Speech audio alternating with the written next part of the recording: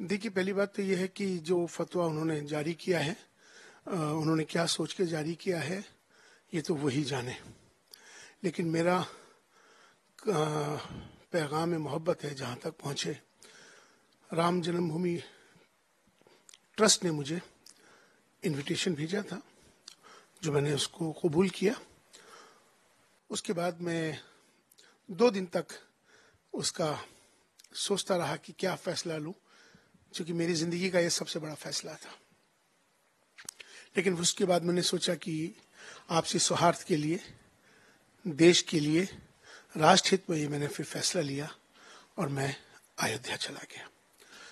अयोध्या जाके अयोध्या वासियों ने मेरा स्वागत किया। वहाँ तमाम साधु संतों ने इस्तकबाल किया, खुशी का इजहार किया। राम जन्मभूमि ट्रस्ट ने भी मेरा वेलकम किया। तमाम एक अच्छा माहौल, एक अच्छे माहौल में एक अच्छी बात मैंने रखी थी, क्योंकि मेरा मकसद था पैगाम मोहब्बत। जो मैंने वहाँ दिया, उस पैगाम मोहब्बत में मैंने अपनी तरफ से जो एक बयान दिया वो ये था कि हमारी सबकी जातियाँ ज़रूर अलग हो सकती हैं, हमारे इबादत करने के तरीके ज़रूर अलग हो सकते हैं, पूजा पद्धति हमारी ज़रूर अलग हो सकती है, और हमारे सबके धर्म ज़रूर अलग हो सकते हैं, हमारी आस्थाएं ज़रूर अलग हो सकती हैं, लेकिन हमारा जो सबसे बड़ा धर्म है वो इंसान और इंसानियत का है। दूसरा, हम भारत में रहते हैं तो हम सब भारतीय हैं। आओ हम सब मिलकर भारत को मजबूत करें, भारतीयता को मजबूत करें। राष्ट्र सर्वोपरि है। ये पैगाम मोहब्बत जैसे ही मैंने दिया, ये सोशल मीडिया पे तमाम चैनल्स पे आना शुरू हो गया। आते ही उसी दिन से मेरे खिलाफ मेरी टेलीफोन्स पर बहुत सारी धमकियां, बहुत सारी गलीज बातें, तमाम गंदे गंदे अब शब्द मुझे आने लगे। इसी बीच में ये सब चीज तो हो ही रही थी। कल रात को ये फतवा मुझे सोशल मीडिया के माध्यम से मिला। मुफ्ती मोहम्मद साबिर हुसैनी कासमी हैं, ये इनका अपना एक इंस्टीट्यूट है, मुफ्ती साबिर क्लासेस करके इनका एक दारुल इफ्ता है, चलाते हैं। मैं जानता नहीं हूँ, मेरी उनसे कोई मुलाकात नहीं है।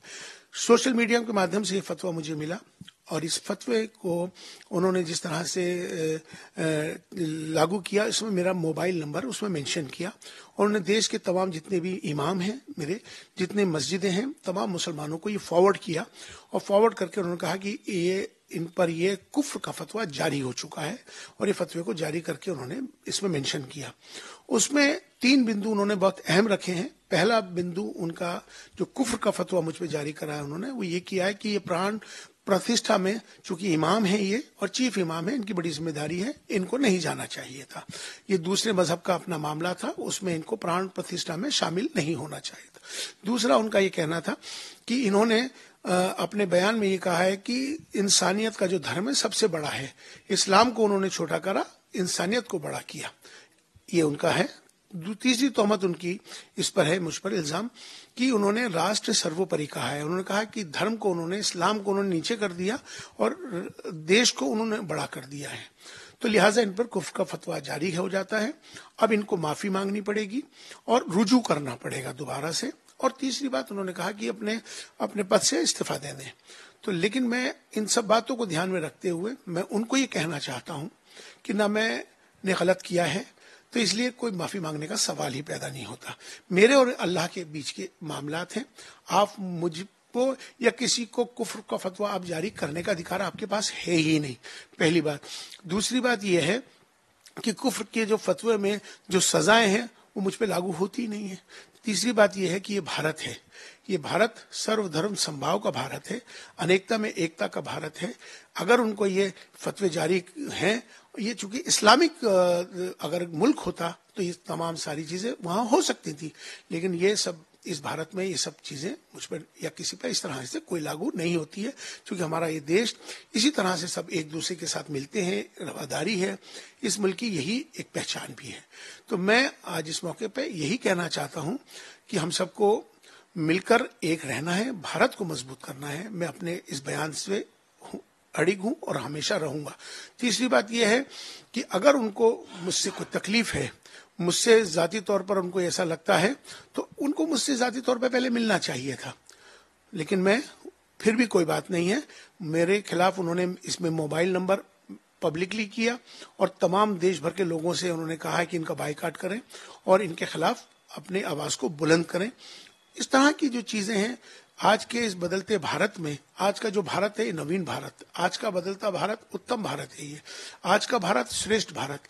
इस बदलते भारत की तस्वीर थी, राष्ट्र मंदिर पे मैं गया था, लेकिन अगर किसी को ये मेरे मोहब्बत का पैगाम पसंद नहीं आ रहा है, अगर उनको ये बिल्कुल मेरा ये देश प्रेम उनको पसंद नहीं आ रहा है, तो ये विरोध मेरा कर रहे हैं, तो उनको शायद पाकिस्तान चले जाना चाहिए।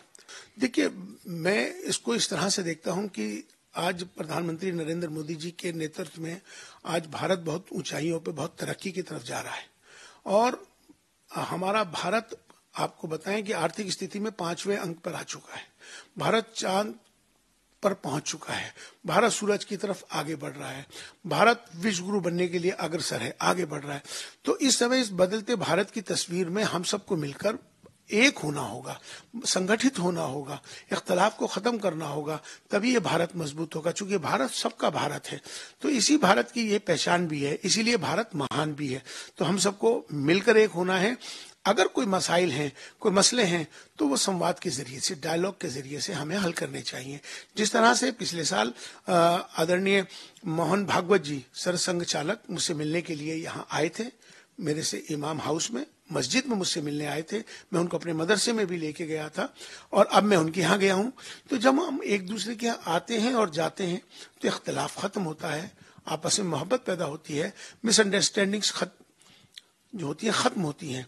तो संवाद एक ऐसा माध्यम है जिससे कि हर चीज का एक समाधान है। तो इसलिए आपस में कुछ भी हो, बैठकर बातचीत करके बातचीत से हल होना चाहिए।